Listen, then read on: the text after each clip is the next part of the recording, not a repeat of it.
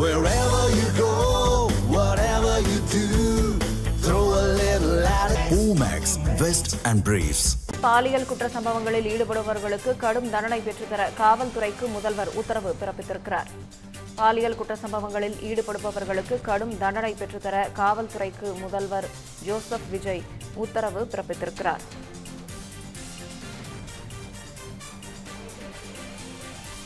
பாலியல் குற்ற சம்பவங்களில் ஈடுபடுபவர்களுக்கு கடும் தண்டனை பெற்றுத்தர காவல்துறைக்கு முதல்வர் ஜோசப் விஜய் உத்தரவு பிறப்பித்திருக்கிறார்.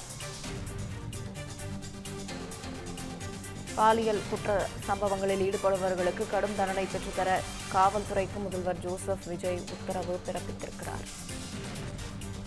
சட்டம் ஒழுங்கு குறித்து முதல்வர் ஜோசப் விஜய் தலைமையில் நடந்த ஆய்வுக் கூட்டத்தில் இதனை அவர் வலியுறுத்தியிருக்கிறார்.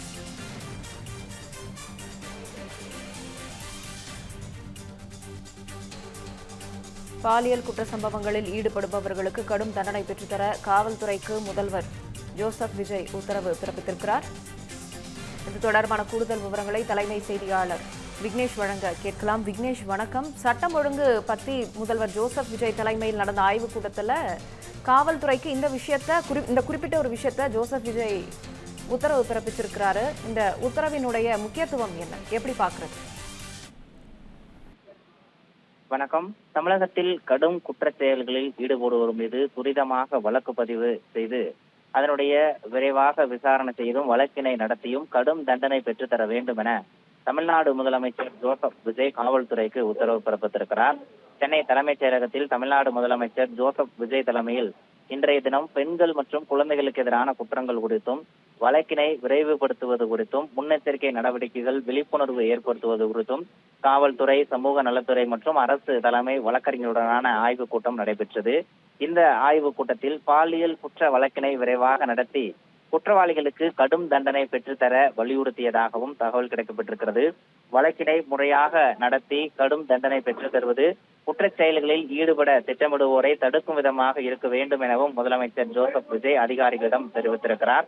இந்த ஆலோசனை கூட்டத்தில் தலைமை செயலாளர் சாய்குமார், உள்துறை செயலாளர் மணிவாசன், அரசு தலைமை வழக்கறிஞர் விஜய் நாராயணன் உட்பட பல்வேறு உயர் அதிகாரிகள் கலந்து கொண்டிருக்கிறார்கள். காவல்துறையை சார்ந்த உயர் அதிகாரிகளும் இந்த ஆலோசனை கூட்டத்தில் கலந்து கொண்டிருப்பதாக அரசு தரப்பில் வெளியிடப்பட்டிருக்கூடிய அந்த செய்திக்குறிப்பில் தெரிவிக்கப்பட்டிருக்கிறது.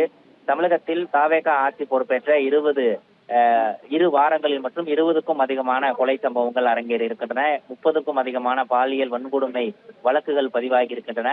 இன்றைய தினம் காலை கூட பல்வேறு இடங்களில் பாலியல் வன்கொடுமை செய்தி, கொலை தொடர்பான செய்திகளும் ஊடகங்களிலும் நாளிதழ்களிலும் வெளியாகி கொண்டிருக்கின்றன. தமிழகத்தில் சட்டம் ஒழுங்கு அடியோடு சீரழிந்து விட்டதாக எதிர்க்கட்சிகள் குற்றம் சாட்டியிருக்கின்றன.